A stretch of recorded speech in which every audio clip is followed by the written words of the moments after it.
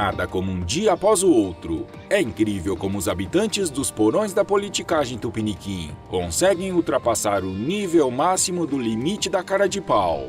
Bastou Bolsonaro começar a percorrer o país e esfregar na cara de seus opositores que nunca antes na história desse país um homem público teve tamanha devoção popular que os oportunistas de plantão começaram a rastejar e fazer fila para lamber as botas do presidente.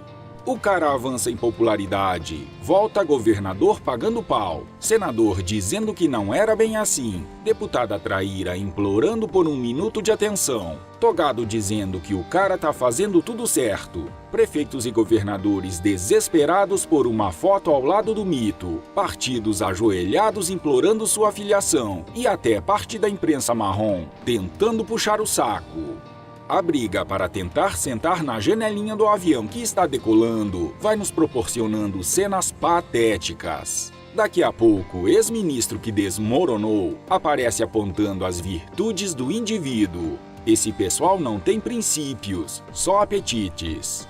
Ver oportunistas e traíras publicamente rastejando por um aceno de Bolsonaro só demonstra que no mundo da política não existe nenhum escrúpulo e que nunca devemos confiar na politicalha de Brusundanga. Por outro lado, alguns elementos que estão tentando a reaproximação para a base do governo, com o rabinho entre as pernas, ao menos entenderam que perderam. Estejamos atentos aos movimentos dessa cambada. Nessa pandemia pandemônica que atinge a todos nós de uma maneira ou de outra, onde foram enterrados centenas de milhares de CPFs e CNPJs, cada pessoa é afetada de um jeito. Uns perdem a vida, alguns são muito afetados e muitos nada sentem, a não ser os efeitos colaterais sociais. O principal é o medo, a tensão social permanente. Nossa fragilidade e insignificância ficam evidentes. Poucos, não necessariamente os mais fortes, aguentam a pressão. Muitas pessoas entram em depressão. A maioria se conforma e entra no ritmo do deixa a vida me levar, do jeito que der. No dia 19 de julho, a imprensa nacional informou que 716 mil empresas haviam fechado as portas no Brasil em virtude da pandemia. E o corona seguirá, setembro adentro, vitimando também esses ambientes proveitosos à vida humana, que são as empresas privadas.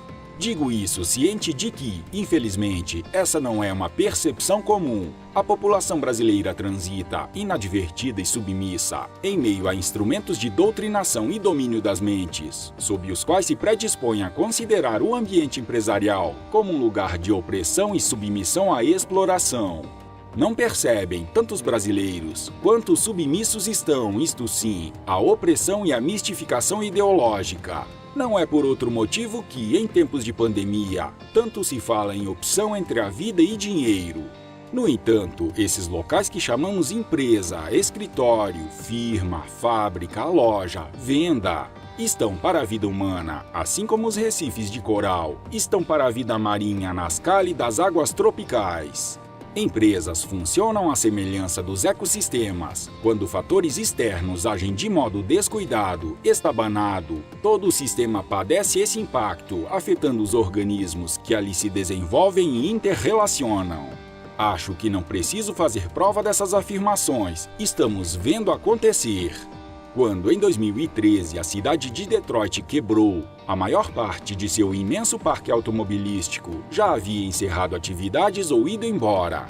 A população caiu de 2 milhões para cerca de 700 mil habitantes. Setores da cidade e imensos pavilhões industriais proporcionaram cenários para filmes de zumbis. Pelo viés oposto, são os negócios, a atividade mercantil, a manufatura, a prestação de serviços, que a seu modo viabilizam a vida, a realização dos sonhos, as famílias e seus projetos, a vida e a liberdade.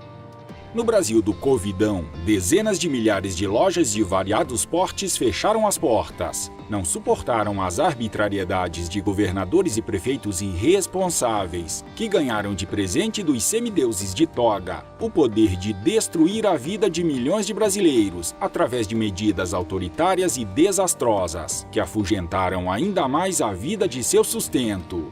Repito, afugentaram a vida de seu sustento. Não sabemos ainda se cancelaram mais CPFs ou CNPJs. Isso só o tempo vai nos revelar. O advogado Luiz Carlos Nemetz, que contraiu o maldito corona, publicou em suas redes sociais como foram esses 14 dias de aflição e de reflexão. O relato vale nossa apreciação. Encerro hoje um período de 14 dias de convívio com a contaminação de corona. Sustos, medos, incertezas, inseguranças, angústias e as mais diversas formas de pavor íntimo que a exposição real à doença e ao risco de morte, inexoravelmente, causam a qualquer humano. Observadas as minhas condições pessoais, posso dar o testemunho de que não foram dias fáceis. Nunca abandonei a fé, mas amarrei meus camelos. Tive toda a atenção de competentes serviços de saúde e, por minha livre vontade, optei por administrar o coquetel preventivo, no que fui respeitado e muito bem orientado por serviços médicos atenciosos e extremamente dedicados, tanto públicos como privados, já que não teve um dia que não recebi uma ligação dos médicos que me assistiram e do serviço de saúde do município. Integrei a minoria dos contaminados, praticamente sem sintomas, e agora integro a maioria dos recuperados sem sequelas. A todo tempo pedi a Deus que, se alguém da minha família tivesse que ser escolhido para carregar esse fardo, que fosse eu. Fui atendido, embora minha mulher também tenha passado e superado seu drama, e dou graças pelas duas graças, a contaminação e a cura. Foi um tempo de crescimento, de revisão de valores, de perceber e ilustrar o real sentido da vida, com a consciência plena das mais profundas responsabilidades, de encarar a transitoriedade da existência como um incentivo para edificar uma obra. Essa é uma experiência pessoal e intransferível, que está muito longe de ser um manual de comportamento ou uma pregação. Não pretendo desperdiçar mais nenhum momento dos dias que, eventualmente, sim, eventualmente, tenha pela frente para me dedicar aos valores que têm valores: o amor ao próprio, o amor à família, o amor ao trabalho e o compromisso com os semelhantes e o bem comum. O sentido da vida pode se modificar ante uma dificuldade, contudo, ele nunca pode deixar de existir.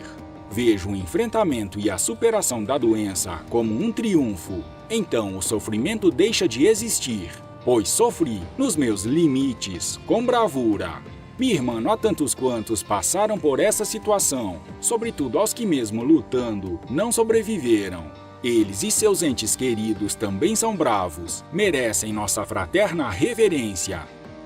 Estou convencido que essa pandemia é capaz de mudar o mundo e cada um para melhor. Isso é possível e necessário. Agora é seguir em frente, com os rigorosos cuidados, buscando cumprir tudo aquilo que a vida espera de mim.